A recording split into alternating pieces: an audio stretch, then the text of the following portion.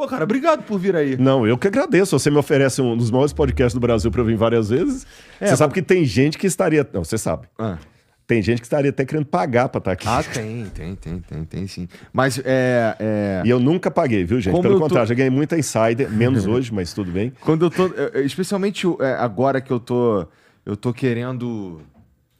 Eu tenho lido e estudado mais sobre espiritualidade, sabe? Porque, bom, tu sabe que eu tive uma... Eu venho de um... Minha mãe é evangélica, Minha mãe, eu ia pra igreja com ela bastante e tal. E eu nunca deixei de acreditar em Deus, mas eu comecei a duvidar que aquele era o melhor caminho. Você entende? Entendo. Então, eu tô querendo entender. E aí você me ajuda. Então, obrigado. Glória a Deus. E nas orações você pode contar comigo sempre. Tá bom, eu conto. Vamos lá, Vitão, dá play aí na primeira. Que conversa bacana, Igor. Só quero te dizer, cara, Jesus te ama muito, considera tudo como perda. Você vai alcançar muitas vidas ainda para Cristo.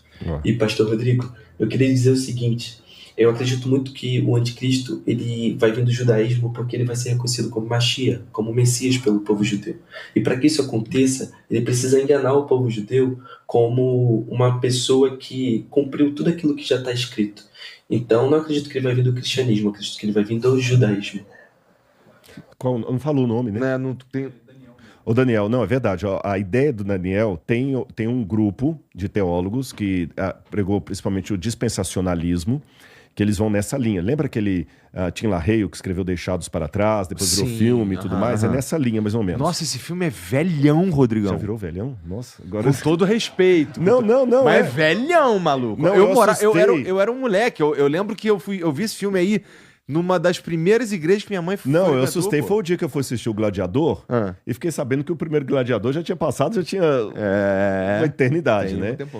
Mas a ideia do Daniel, tem realmente muitos teólogos que pensam como ele, que o anticristo virá do judaísmo, etc, que vai enganar o judaísmo.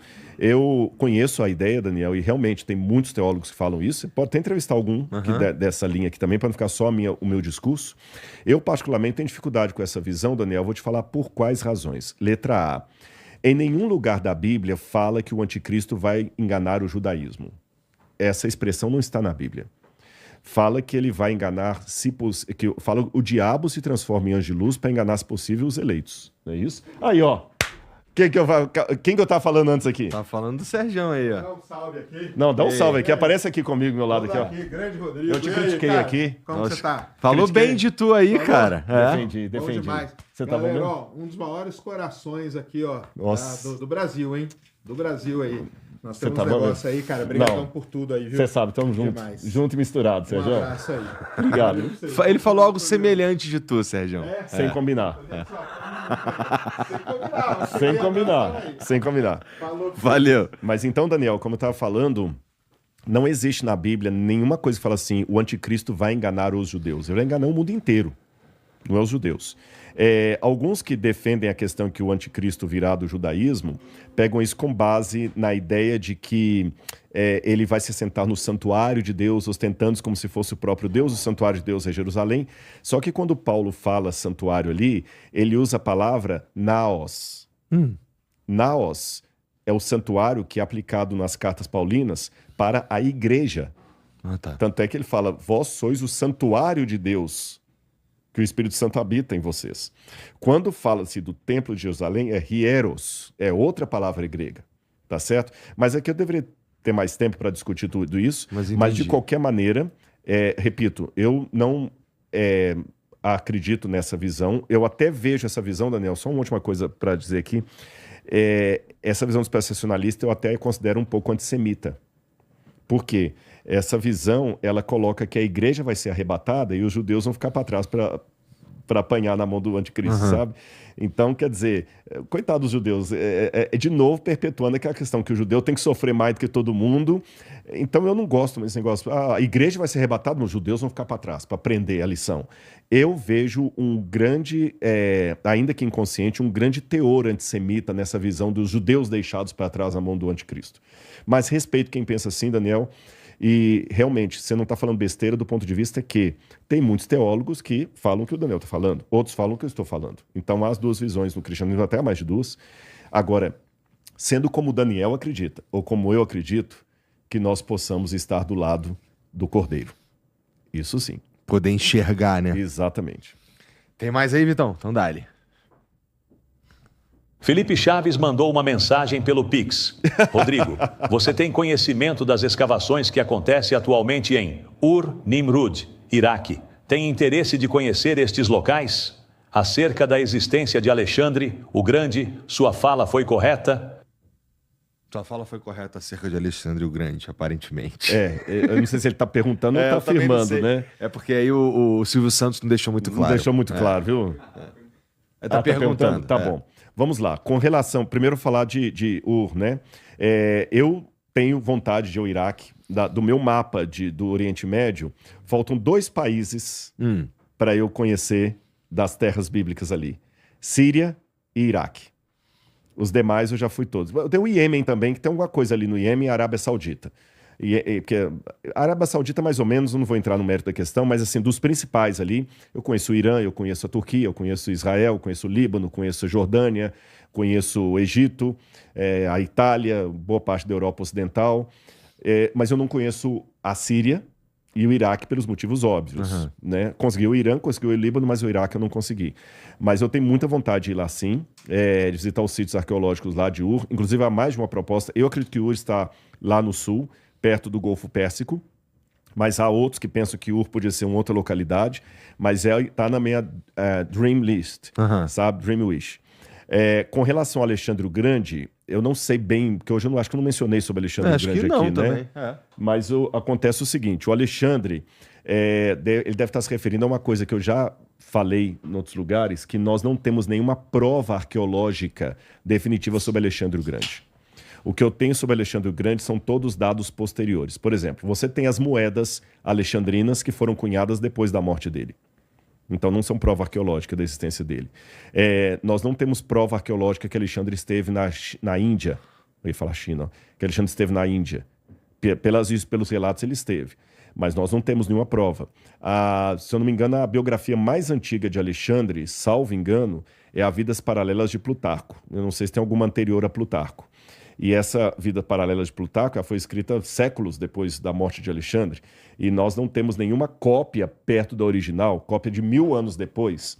Então, realmente, nós não temos muitas evidências arqueológicas de Alexandre o Grande. Isso é interessante, não sabia não. E não é só de Alexandre não, de várias coisas. A pessoa ridiculariza a Bíblia, mas do ponto de vista do peso na balança, eu tenho mais provas arqueológicas em relação a personagens bíblicos do que a muitos personagens da história geral. Por exemplo, o próprio Pitágoras. Já não tem nada dele, só fragmentos e nem sabe. O Pitágoras, por exemplo, já é mito falar que ele é o pai do teorema dele, porque ele já foi aplicado por Imhotep lá no Egito, na primeira ou na terceira dinastia, na quarta dinastia, na terceira dinastia, na construção da pirâmide. Como era o nome do cara? Imhotep. É o igual mesmo nome do filme da Múmia? Exatamente. Caralho. Só que ali eles dão uma viajada na maionese, que o Imhotep do filme da Múmia é contemporâneo dos hebreus. Porque tem um episódio lá que ele reconhece a língua dos escravos. Né? É verdade, Mas o Imhotep da história viveu na época do faraó Djoser. O faraó Djoser foi da terceira ou quarta dinastia faraônica. Tá lá atrás, 2300 a.C. No começo. 1000 anos antes. Entendi. Porra, tem umas paradas que deve ser maneiro saber, né? Cadê, Vitão? Taca mais aí. Mas Jadiel mandou uma mensagem pelo Pix. Rodrigo, queria saber se na Bíblia explica por que Deus deixou que nós, filhos de Adão, carregasse o pecado da desobediência de Adão e Eva. Não seria mais justo só eles terem o castigo pecado? Boa pergunta. Quem fez mesmo essa aí? Jadiel. Boa pergunta, Jadiel. Eu vou responder com uma outra pergunta. Seria justo Jesus carregar o pecado de toda a humanidade, sendo que ele foi o que não teve pecado nenhum? Porque mesmo que eu carregue a coisa de Adão, mas eu também tenho meus pecados, Jesus não tinha nenhum, e ele carregou. Então, de fato, não é justo, como também não é justo que Jesus sofresse na cruz do Calvário. Sabe o que eu penso sobre isso? Para que isso não perpetue, ele morreu no nosso lugar. Eu não sou teólogo, nem pastor, nem nada, mas o que eu penso sobre isso aí é, bom, se Deus é tudo, se Deus sabe de tudo, se Deus lhe conhece tudo, porque essa é uma característica de Deus, né? Conhecer tudo. Então, de certa forma, tudo que aconteceu desde o que acontece no Éden ao sacrifício de Jesus fazia parte do plano. Correto. Não, em tese. Veja bem. Fazia parte do plano, mas a gente tem que tomar cuidado como coloca isso, senão você cria um determinismo. É verdade. Deus queria que Adão pecasse, Deus queria que Jesus morresse, não. A mente de Deus ninguém prescruta. A gente não sabe como é. Tá certo? O fato é que, uma vez que a coisa aconteceu, Deus tomou providências para remediá-la. E a providência que ele tomou foi ele mesmo, na pessoa do seu filho, né, na segunda pessoa da divindade, da trindade, assumindo a culpa no lugar do pecador. Então, eu, de certa forma, a fala do Jadiel, emocionalmente, fala assim, pô, mas sacanagem, os caras foram comer lá e eu tô me lascando aqui hoje. Só que quando eu olho em redor, eu também fiz muita besteira. Ele não fez nenhuma. E ele pagou um preço para que esse incômodo que eu tenho hoje não seja perpétuo. Tem data para acabar. Tem data para acabar. Pois é, né? Se a gente começa a pensar que tudo faz parte do plano e estava tudo previsto desde a formação... Porque, assim, que nem pensar o que vem antes, né? Não sei o que vem antes. Mas se tava tudo mesmo desenhado, afinal ele sabe de tudo, é porque é muito difícil a gente começar a imaginar o que será que passa pela mente. Não, a mente de Deus ninguém vai. Isso é bobagem tentar entender. A gente não vai nem alcançar qualquer coisa que a gente falar, porque mesmo da realidade da Terra, é o que Jesus falou de novo, eu vou tomar o Nicodemos. Nicodemos, eu estou falando das coisas da Terra, você não está entendendo, quanto mais do céu. Eu não consigo explicar a física quântica. Eu não consigo explicar, nem o maior teórico físico consegue explicar a física quântica. Como é que a matéria aparece aqui, desaparece lá, e com seu olhar ela modifica, e tudo, a matéria fantasma, né? Que é o observador. É o observador, né? O cara não consegue explicar a física quântica, então a mente de Deus, eu prefiro falar, como a Bíblia fala, as coisas encobertas pertencem ao Senhor, as reveladas pertencem a nós. E por que eu creio em Deus mesmo tendo coisas que não estão reveladas? Pela mesma forma que eu acredito nos físicos quânticos, mesmo com um monte de coisa que não está revelada. Ou seja, o físico quântico já me deu provas que ele não fala bobagem. Então, mesmo que eu não entenda tudo, ele já tem lastro para eu confiar no que ele fala. Deus já deixou lastro na história para ver que a Bíblia não fala bobagem. Boa. Tem outra aí?